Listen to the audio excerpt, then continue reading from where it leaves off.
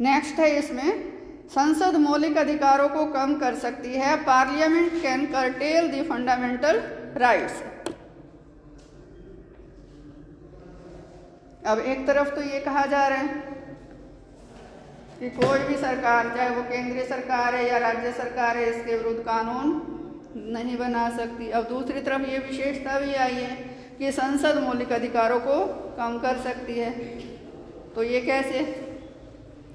संसद जिस तरीके से साधारण कानून बनाती है उस तरीके से मौलिक अधिकारों को कम नहीं कर सकती।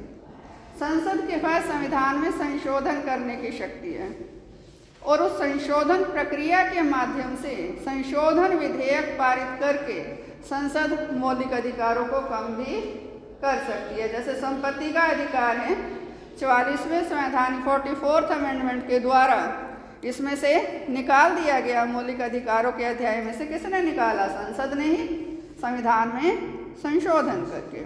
माने एक विशेष प्रक्रिया को अपनाकर तो संसद इनमें कमी कर सकती है, लेकिन जिस तरीके से संसद साधारण बहुमत से साधारण कानून बनाती है अधिवेशन के समय, उस प्रक्रिया के तहत संसद मौलिक अधिकारों को कम नहीं कर सकती। नेक्स्ट है, मौलिक अधिकारों की व्यवस्था संविधान के मौलिक ढांचे का भाग है।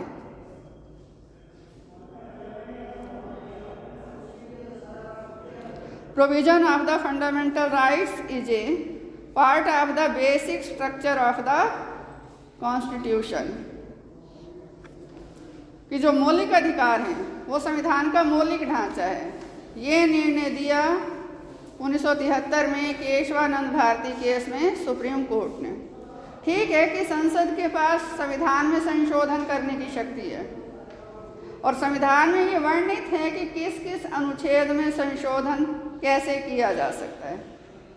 कुछ एक अनुच्छेद ऐसे भी हैं जिसमें संसद जिस तरीके से साधारण विधेयक पारित करती है उसी तरीके से संशोधन कर सकती है, और कुछ अनुच्छेद ऐसे हैं जिसमें 2/3 बहुमत चाहिए, और कुछ अनुच्छेद ऐसे हैं संसद के 2/3 बहुमत के बाद आधे राज्य विधानमंडलों की स्वीकृति भी चाहिए।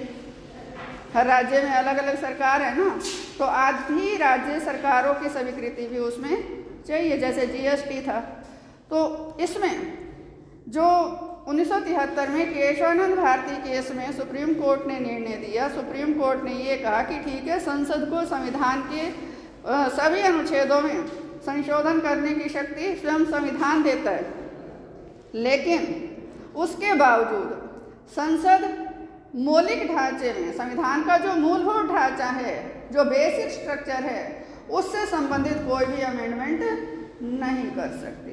ये प्रतिबंध सुप्रीम कोर्ट द्वारा लगाया गया, और ये जो मौलिक अधिकार हैं ये बेसिक ढांचे में ही आते हैं, मौलिक ढांचे में ही आते हैं। नेक्स्ट है, मौलिक अधिकार सभी नागरिकों के लिए हैं। Rights are meant for all citizens.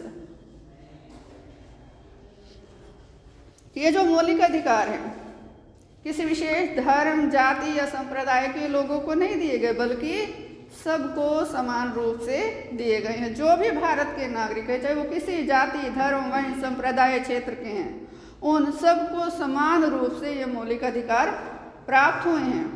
लेकिन जो विदेशी हैं, जो भारत की भूमि पर रहते हैं, उनको ये मौलिक अधिकार प्राप्त नहीं है।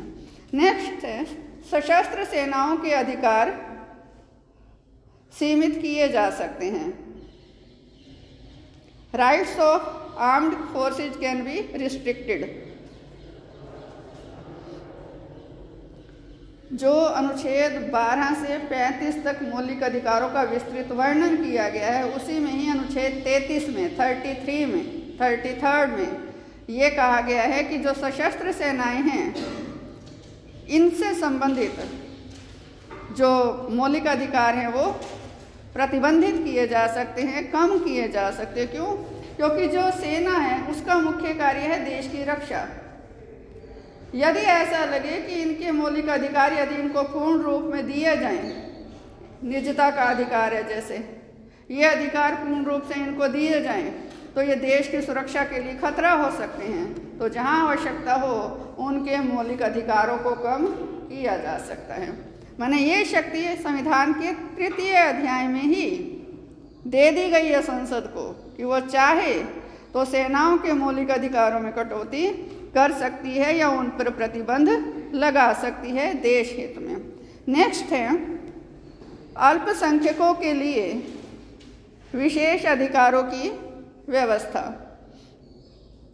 ये पीछे आप पढ़ ही चुके हो, अनुच्छेद 29 एवं अनुच्छेद 30 में भाषा अथवा धर्म के आधार पर जो अल्पसंख्यक हैं, माने जो संख्या में कम हैं, उनको भी अपनी संस्कृति के विकास का पूरा अधिकार संविधान देता है। नेक्स्ट है सामाजिक परिस्थितियों के अनुकूल। सामाजिक परिस्थितियों के अनुकूल कैसे है? अकॉर्डिंग टू सोशल सर्कमस्टांसेस, कि जो हमारे देश का जो सामाजिक ढांचा है वो कैसा है। यहाँ अनेक धर्मों, अनेक जातियों के लोग रहते हैं, अनेक भाषाओं को बोलने वाले लोग रहते हैं, सबकी संस्कृति अलग अलग है, सबका रहन सहन, सब सोच जो है उसमें भी कहीं ना कहीं थोड़ा फर्क है। किसी जाति के लोग ज़्यादा लिबरल हैं, किसी जाति के लोग ज़्यादा कंजर्वेटिव हैं ना, ये सारा। लेकिन जो मौलिक अधिकार हैं उसमें ऐसा कोई भेदभाव नहीं किया गया।